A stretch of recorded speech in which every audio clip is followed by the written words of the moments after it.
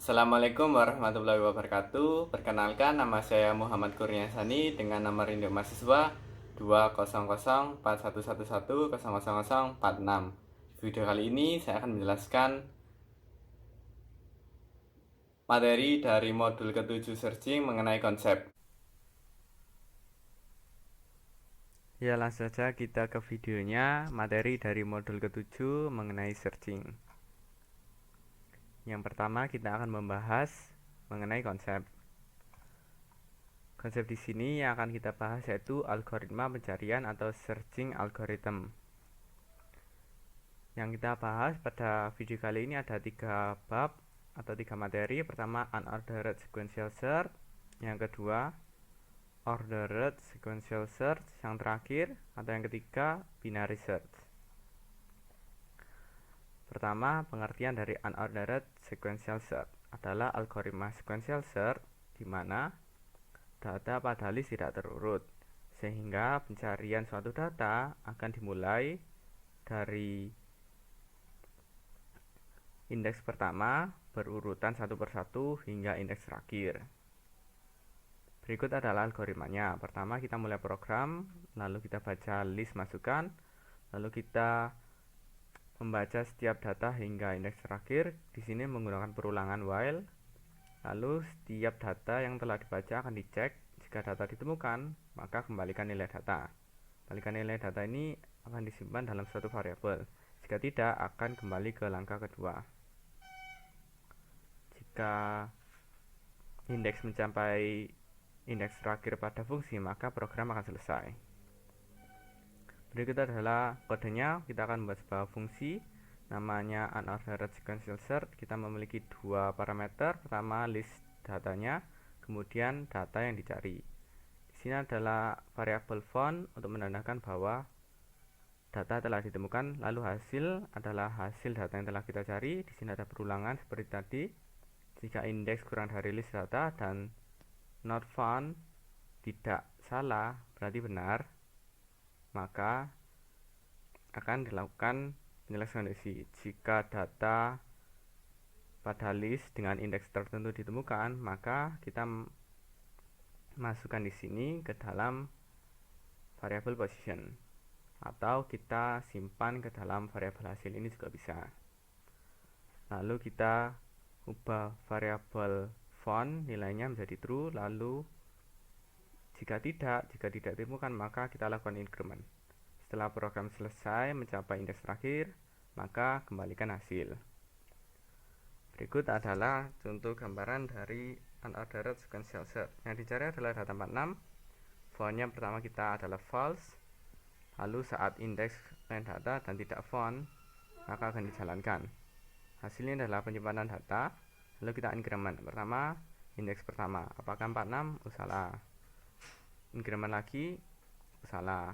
Increment lagi, salah. Increment salah. Saat indeks tertentu dengan data 46, maka akan disimpan di variabel hasil 46. Setelah itu kita akan increment lagi 90, increment lagi 100, increment lagi 8, increment lagi 18. Ketika indeks kurang dari sama dengan data, kan di sini sudah mencapai indeks terakhir, maka salah dan not true. Font di sini menjadi true, maka perulangan selesai. Lalu kita kembalikan nilai 46. Lalu selanjutnya adalah pencarian ordered sequential search. Sama seperti unordered, hanya bedanya di sini listnya sudah terurut. Nah, karena list sudah terurut, maka pencarian lebih cepat. Pencarian dimulai dari indeks awal hingga data yang dicari. Saat data sudah ditemukan, maka program akan selesai tanpa perlu mencapai hingga indeks terakhir. Berikut adalah algoritmanya. Kita mulai program, lalu kita baca list, lalu kita baca setiap data hingga indeks terakhir, lalu kita cek setiap datanya. Jika data ditemukan, maka kembalikan nilai data atau simpan kepada variabel. Lalu kita menuju langkah kelima, program selesai. Tapi jika belum ditemukan, maka kita akan kembali ke langkah kedua, seterusnya hingga data ditemukan.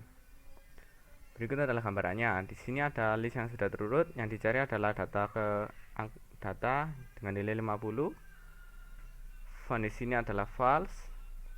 Saat indeks kurang dari nilai data dan not false, maka akan dijalankan. Hasil adalah tempat penyimpanan data yang telah dicari, dan ini ada increment-nya.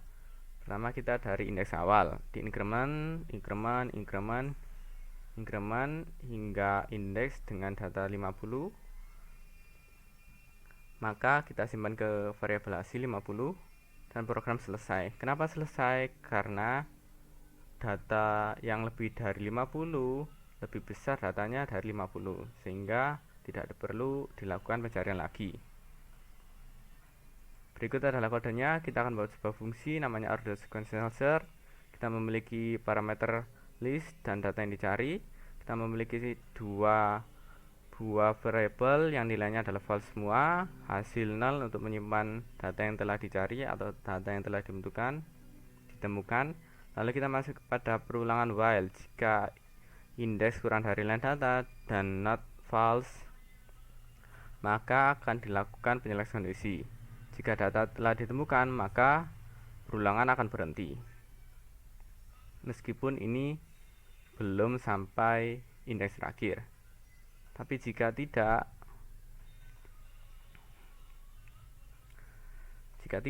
maka akan dilakukan kembali menggunakan increment. Lalu jika data ditemukan, maka akan membalikan found true. Lalu kita masukkan ke list atau simpan di variabel ini. Saat indeks lebih dari sama dengan data, karena tadi data 50 dan selebihnya adalah lebih besar, maka kita akan stop. Lalu kita kembalikan hasil seperti itu. Yang terakhir adalah algoritma binary search. Algoritma binary search adalah pencarian data pada list yang sudah terurut, di mana kita akan menentukan nilai tengah pada list, kemudian akan diseleksi. Jika data adalah data besar, maka pencarian akan fokus ke arah data yang lebih besar atau ke kanan, karena semakin kanan semakin besar datanya, karena listnya sudah terurut. Jika data kecil, maka sebaliknya, sebelah kiri semakin kecil. Ulangi proses tersebut hingga data dicari. Berikut adalah algoritmanya. Mulai program.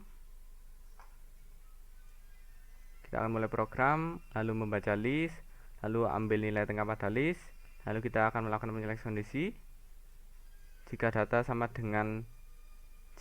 nilai tengah sama dengan data yang dicari, maka langsung program selesai. Tapi jika tidak, maka akan lakukan penyelesaian kondisi lagi. Jika data lebih besar, maka akan dilakukan sesudah atau sebelah kanan dari data tengah. Ulangi proses 3. Jika data kurang dari data tengah, maka sebelum data tengah atau ke kiri. Lalu ulangi proses 3. Berikutnya adalah kodenya. Kita membuat fungsi namanya binary search. Kita memiliki dua parameter, list dan data yang dicari. Kita memiliki awal dan hasil.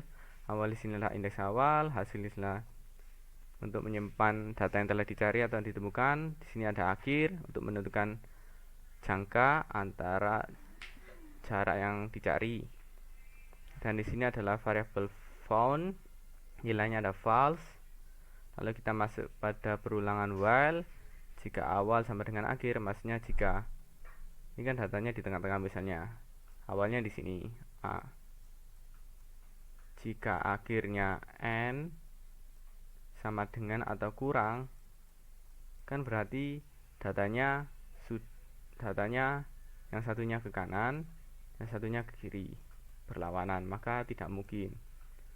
Maka data sudah pada posisi di tengah-tengah atau sudah ditemukan, sehingga saat awal lebih besar dari akhir, maka selesai.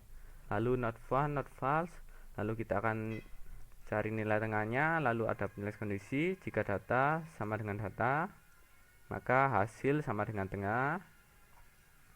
Lalu foundnya menjadi true. Jika tidak, maka ada penyelesaian kondisi lagi. Jika data lebih besar, maka data berada di sebelah kanan dari nilai tengah.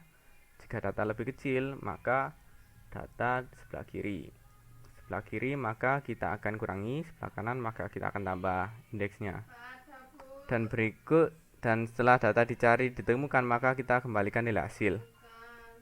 Sekian dari video saya. Mohon maaf jika ada kekurangan. Wassalamualaikum warahmatullahi wabarakatuh.